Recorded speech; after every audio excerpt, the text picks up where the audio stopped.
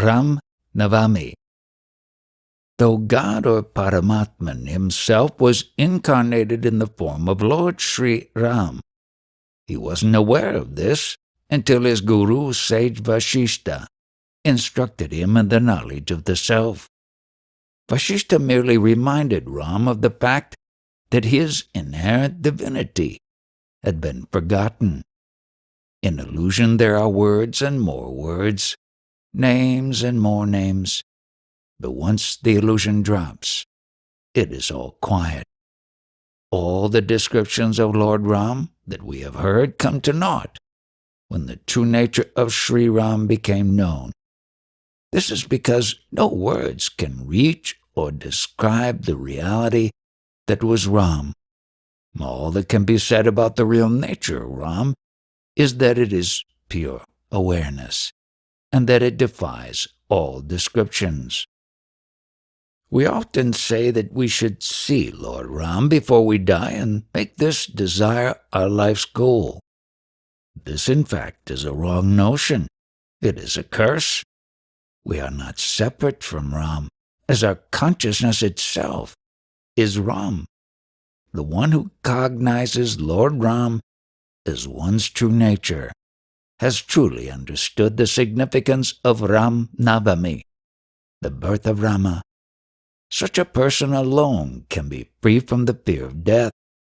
Such a person lives a normal life performing all his duties, and while doing so he remains firmly established in the understanding that he is untouched by all these actions. When death happens to such a person, it will only be a pleasant experience and not a fearful one. The Ram that visited Vashishta was a regular, ignorant person. His true nature was then brought to his notice. Lord Ram, who is cognized as one's own nature, is Paramatman Parabrahman, Maruti or Hanuman, the son of Vayu, is formless. He is the formless indwelling prana in all and runs all the living forms on this earth. The indwelling self of all the living forms is Rama. Constant remembrance of this fact is the true reciting of the word Ram. Viveka, or discrimination of the real from the unreal, makes one as Ram. The mind functions due to breathing. This is then followed by other activities. It is in our experience that worries do not leave us easily. Why not make the longing for the feet of Satguru to not leave you instead? The unchanging, pure awareness of existence should be known as our true nature. The experience of immortality that arises should be made as our innermost and undiminishing awareness.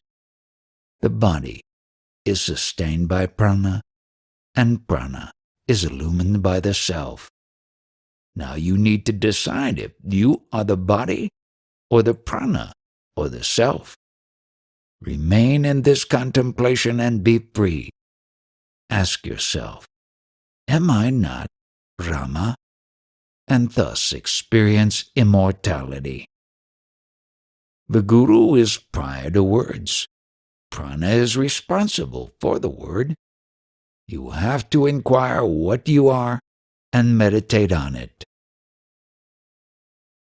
Search for truth while you are alive. Water forms the basis of life on earth, but in reality the foundation of life is the knowingness or the experience of being aware of one's existence. This is the touch of Lord Shiva or God. This knowingness of one's existence blossoms into the knowledge of the entire manifestation or the knowledge of the world outside. This knowingness is ignorance that is caused due to identification with the body. The one who is able to discriminate his or her consciousness from the body-mind complex is the true seeker of liberation, a sadhaka. When this seeker cognizes the self as one's true nature, he becomes a siddha, an enlightened one. The true listener in us is not the body, but the body is needed to perform the various activities. Legend says that Lord Brahma, the creator of the universe, was born from the navel of Paramatman. The navel, or the center of the abdomen, signifies fearlessness. It is in the form of a lotus. When the words and the knowingness spring forth from the pure consciousness, that is called Brahma.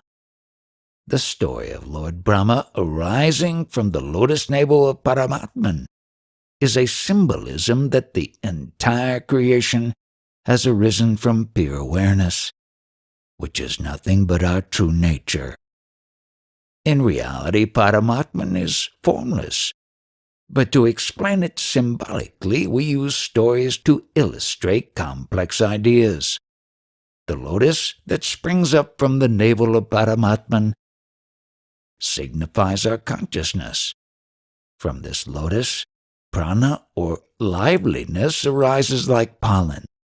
The power of words from prana is called the mind. From the navel, the manifestations spring forth. This is nothing but consciousness.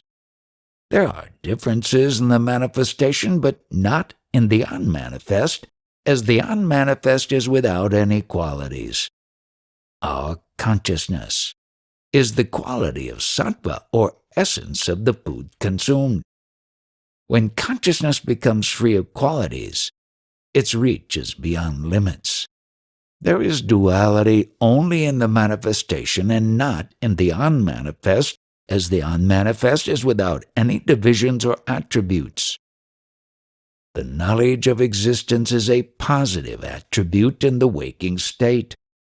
Once the prana leaves the body, this aspect of knowingness vanishes, but the non-dual existence of self continues just as before. Just as when the fire is extinguished, the heat vanishes from the object, but the fire does not die or go anywhere. It only loses its qualities.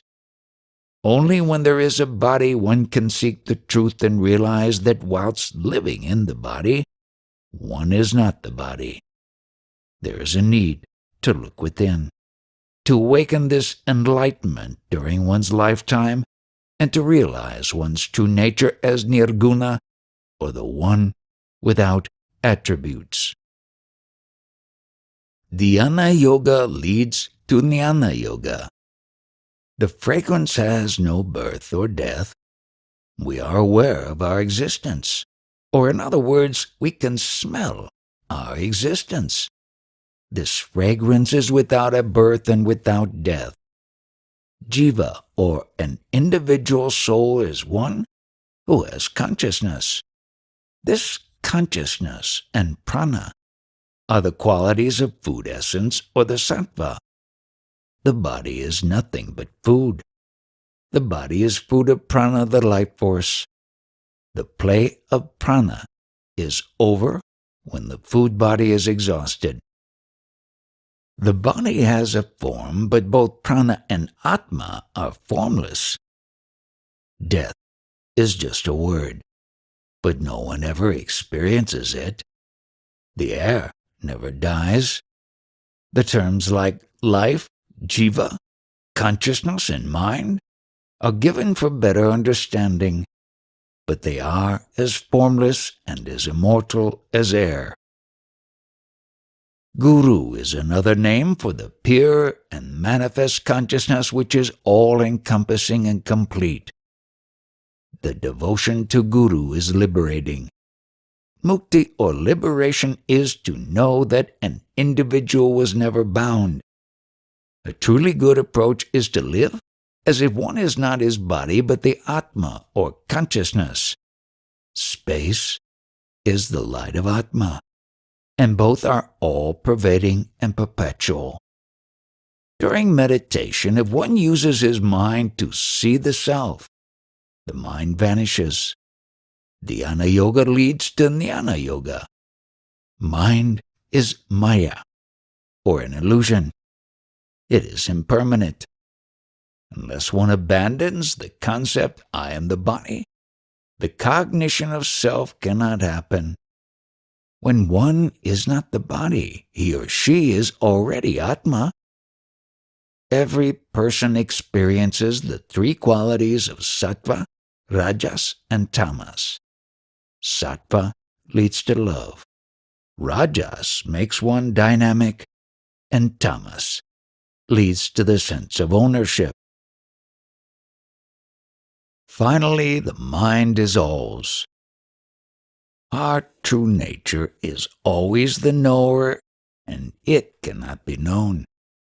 It is ignorance to claim knowledge of the self, as this leads to desires, and as consequence one cannot be in a state of desirelessness. It is consciousness that says, I am not the body, and that one should have no desire for the fruits of his actions. When one knows that all actions are due to prana in the presence of consciousness, one cannot be the doer.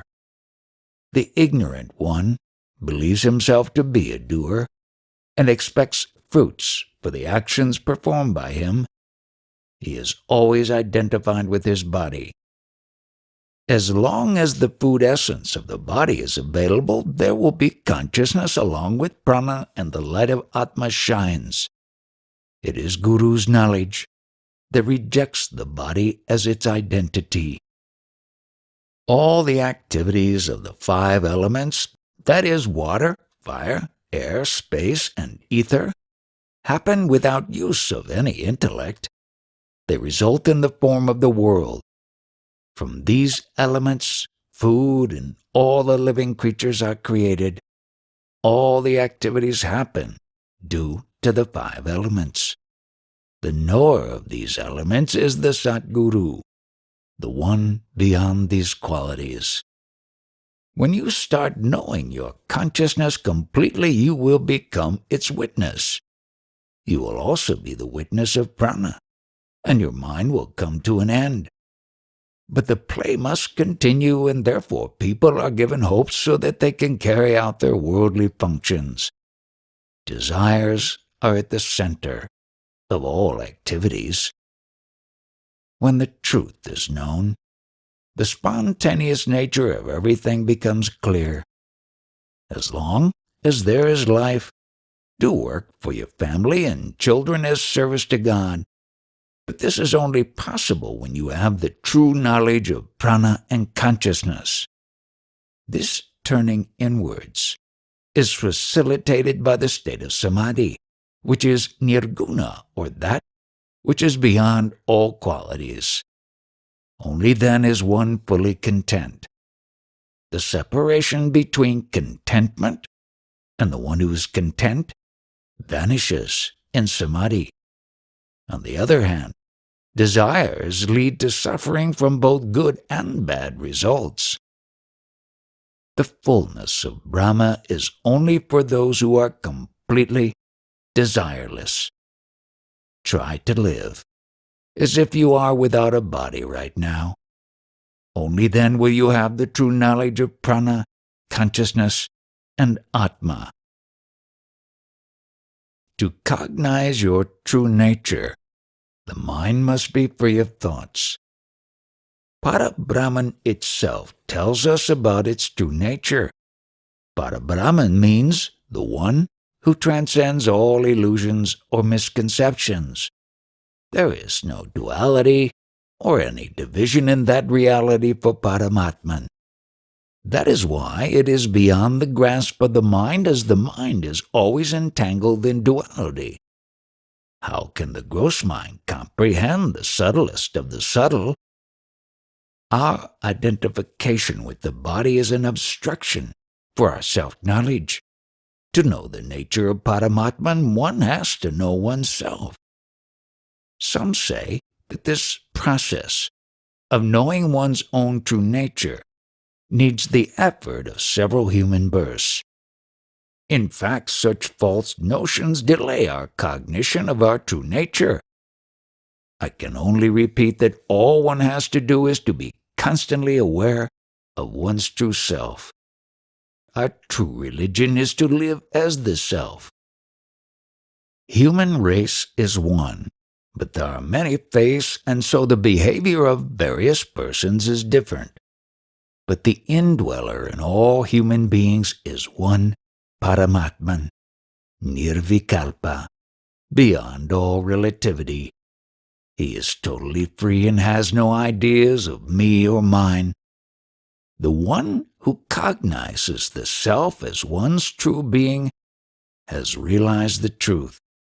Such a one has conquered time and the phenomena of birth and death. The self is beyond thought and hence beyond intellectual apprehension. One who realizes the self is free of all duties. For him, there is nothing that needs to be done. However, witnessing all actions happens to him. When our true worth is known, our actions happen as per our worthiness. Then, the compulsion to live or to prolong life does not remain. The self-knowledge of one's true nature is dormant in every person and is self-effulgent. But the attachment to one's body makes one deluded, and this supreme knowledge is hidden and goes unnoticed. The information that I am pure knowledge and awareness that is ever present manifests as knowingness, or the feeling that I exist. The self is beyond thoughts and the four kinds of speech. Being constantly aware of one's true nature is bhakti, the true devotion to God. This devotion is spontaneous in all beings and is known as self-love. It is hidden from us and becomes self-love due to the incorrect identification with the body. The 5 elements that constitute the body are gross, and they cannot describe the self.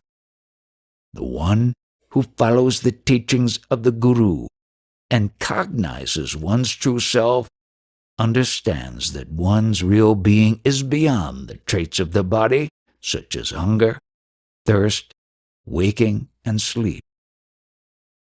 True sin is to presume oneself to be the body and to get involved in all its happenings. To conquer the fear of death, you must know your true nature, which is beyond the phenomena of birth and death.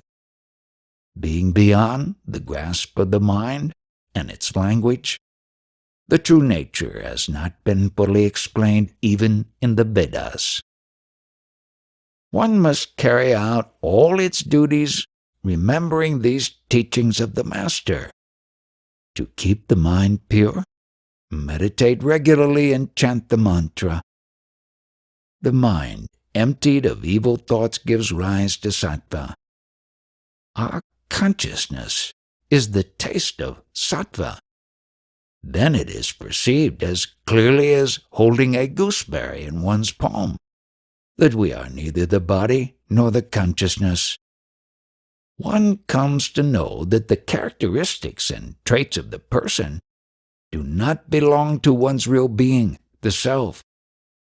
The 5 elements of nature cause the idiosyncrasies in a person, leading him to act in a certain manner. That is not your true nature. The 3 qualities are not yours, but they are of the 5 elements. Contemplate on how you were before you were born and how you will be after leaving the body. Without entertaining desires, continue dwelling in that understanding as the self. You may acquire a lot of knowledge in life, but knowing the knower of that knowledge is not an object of knowledge. Hence, I ask you to know what you are not. Once the indweller in you awakens, the entire concept of manifestation would be grasped. As this consciousness is only available for a limited duration, begin early. A jnani considers consciousness as God. A slight vibration suddenly occurs in changeless infinite Brahman, and from that our sense of being emerges. Prior to the knowledge or the sense of feeling that I exist, there must be existence of something. The concepts such as fear have not arisen yet. Once the consciousness of being appears, words begin to appear, and the concepts arise as well. We need more words to know more about our sudden existence. A jnani considers consciousness as God. So the information about one's true nature must be announced in the form of words. But the awareness that knows of the knowingness is beyond words and is Ishvara. Prior to the arrival of consciousness, there was no union or yoga with anything. It was no yoga or niyogi state. After the arrival of consciousness, yoga happens with everything. With the knowledge of the origin of consciousness, it is Maha-yoga or the Great Yoga. In this state there is no need for the pleasure of five senses. This state is complete with bliss. All the sensual pleasures that one hankers for turn pale in comparison to the bliss that one experiences with this knowledge of the self. There is no fulfillment in life other than self-realization. There is no death for those who have cognized their true and immortal nature. When the space has no death, how can its knower, who is a sage, die? Manana leads to the knowledge of consciousness. Manana means constant absorption in Satguru's words.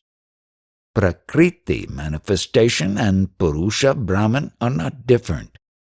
That which begins in time, lives in time, and finally ends with time is Prakriti. The one that is the unchanging witness to all this is Purusha. That which is perceived by the senses is Prakriti, and the one who wakes up to this knowledge is Purusha, which is pure consciousness, which neither has any form nor any description. When the identification with the body drops, one loses interest in fulfillment of desires and does not ask for anything for himself. All hopes, desires, and cravings vanish. But to acquire the knowledge of consciousness, one must practice manana, which is to continue to reflect upon what one has heard from the Master. One must realize that the pure witnessing consciousness is one's true nature and not the individual person appearing as me. One who cognizes one's true nature will realize that one is not the body even while living in the body. Brahman is only a witness in whose presence the prana and the mind function. All the events in the universe happen spontaneously. Know that it is like sprouting of the seeds in soil, where soil has no action on its part. The seed is already there. When it rains, the seed sprouts. Discriminating on these lines will help in understanding that all that happens is spontaneous, and your body is merely an instrument in the happening. In fact, the entire creation works automatically, and the function of the Brahman is merely to sustain its creation. It is said that the five elements that create the universe remain dormant after pralaya, or the dissolution of the manifested universe. These elements reappear in the next cycle of creation. Purusha is our consciousness or our sense of being. The appearance of the body and the universe is in the mind and not in the self. The one who understands this knows the gist of the Vedas. He knows that all the unhappiness is only for the person and not for the unmanifest, which is infinite. Vyakti, or the person, feels suffering, but the unmanifest one, the self, is untouched by any suffering.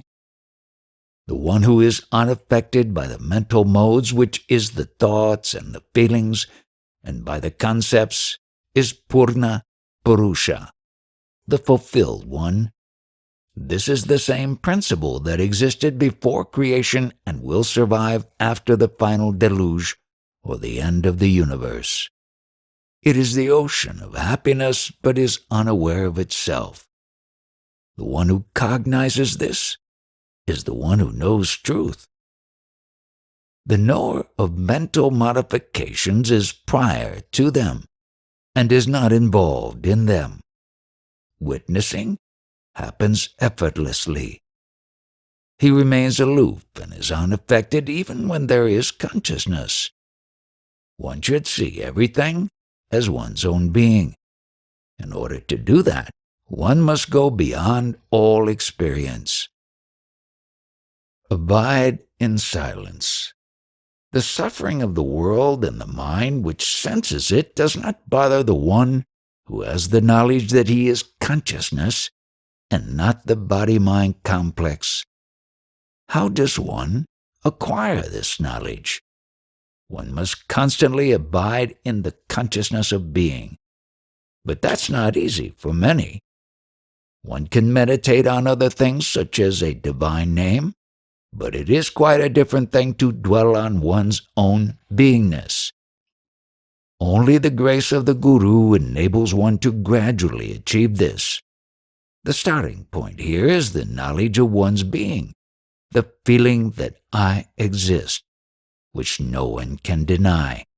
That is your true Guru. Your existence depends upon his presence in you. To be initiated into this knowledge, you need an external living Guru. With continued satsang, with such a jnani, the Guru elevates a person gradually and leads him to understand that the consciousness of the external Guru and that of the disciple is not different. The knowingness, or the sense of being that an embodied person possesses is the self-love. When a person loves to exist, it is not the love for one's own body, but for the consciousness. That is the quality of self-love. What is the origin of that self-love? The 5 elements and the 3 qualities of sattva, rajas, and tamas blend to induce this love of existence. We know it as our consciousness, the sense of being. The consciousness loves to exist. We can also say that it is love itself, but not of the body. Consciousness is of the quality of the food body, but it is not the body itself. It is with and without the body, and its functions are carried out by the prana or the vital breath. The self-love lights up everything. It provides the confidence of existence. This consciousness is our Guru. But the identification with the body obstructs the way of our worship. This self-love alone exists in the entire world, and we must worship it by itself. What is needed is the faith in Guru and in his words. By the grace of the Guru, one can then experience that pure awareness, which is beyond words, or to be precise, it is prior to the occurrence of words. That is what is called sahaja samadhi, wherein one remains attuned to the self, even while naturally performing all the actions. This consciousness is God, Guru, and everything. It always exists and does not need to be remembered because it cannot be forgotten. There is nothing else to remember. The consciousness shines as the universe. It alone is, without any duality. One should know this consciousness, which is essentially knowing one's true nature or the truth. This needs complete faith in one's own being. One has to be silent or be in sahaja samadhi, which is the most natural state of being. This happens with Guru's grace. Samadhi is to forget knowingness. What is avidya, ignorance, after all?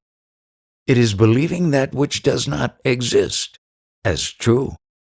The word avidya comes from avidyaman, which essentially means that which does not exist in reality, but only as an appearance. The idea that I am a body with a name and form was not there before the birth or even as an infant. Gradually, it came about with the appearance of the body. The body and the mind imparted the idea of me. Is this body which is temporary real? Reality must be changeless and lasting. Nothing about this body meets the definition of reality. Infanthood ends and childhood begins. Childhood ends and youth is born, only to end and to give rise to adulthood, which culminates into old age. This body is ever changing. What an irony that the eternally changeless principle has gotten itself identified with the perishable and ever-changing body. This mistaken identification gives rise to fear. Let's see how does this fear arise. Identification with name and form, body, leads to the belief that whatever happens to the body happens to me. All happenings are for the body alone. Fear is associated with the memory of happenings of the past and imagination about the possible future events which affect only the body and not the self, your true nature. When, by the grace of the Guru, one realizes that one's true nature is just the witness of the ego's sense and is not the body, one loses fear. In this way, through the company of the Master, the mumukshu, or one desiring liberation, becomes a sadhaka, or an aspirant on the spiritual path. He then comes to the understanding that the knowingness or the sense of being is also bound by time and is not one's true identity. He realizes that the knower of this understanding, that which is beyond time and free from all pleasures and pains, is his true nature. With this understanding, the sadhaka becomes a siddha and is free from all actions and their effects. The aspirant becomes an accomplished one. All the karmas that bind a person to the cycle of birth and death are nullified, and he is liberated. The words chitakash, which can be broken down into chit and akash, and the word mahadakash, need some clarification here. Chit means consciousness. Consciousness is not aware of itself in the deep sleep state. The dream state is the one during which there is a false waking up, and one wakes up to a universe of its own, which is chitakash. From the chitakash, which is invisible, springs forth the mahadakash. The mahadakash, which is the manifestation that we see as the universe in the waking state. This state is perceptible to the eyes and other senses. The five elements, earth, fire, water, air, and space, constitute the waking world. But chitakash is not perceived by the eyes and other senses. Both chitakash and mahadakash are spaces born out of consciousness, which is itself formless and needs the so-called life and the body to manifest and function. Both these spaces originate from an aperture in Brahman's crown chakra. This aperture is called Brahmaranda. Consciousness is forgotten there, and this is known as death. Deep sleep is merely forgetting the sense of being. Samadhi also means the same. Death also means loss of knowingness, the sense of being or the notion that I am. People are scared of death by hearing its description. The entire waking state and the dream world appear only in consciousness. By the grace of the Guru, this is clearly understood. The waking state gives rise to the urge for continued living, but it is time-bound and is not real. One's true nature, that which witnesses consciousness, is the eternal truth. Why must we desire and disdain the transitory life, which is after all unreal? The principle that is prior to consciousness is formless, without attributes, and isn't even conscious of its existence. It is eternal, and the truth. It is also called Satguru. Your association with Satguru leads you to the truth or the self-knowledge. It is without action, but it serves as witness to all actions of the body in the presence of the vital breath. It is a great friend and the worst enemy. That is the nature of love and the nature of liking. Meditate on it and hold consciousness by itself. Remain as you are, easily and naturally. Your consciousness has 8 limbs like a goddess, 5 elements plus 3 gunas. The unmanifest home is far from them. As consciousness is temporary, it cannot be reality.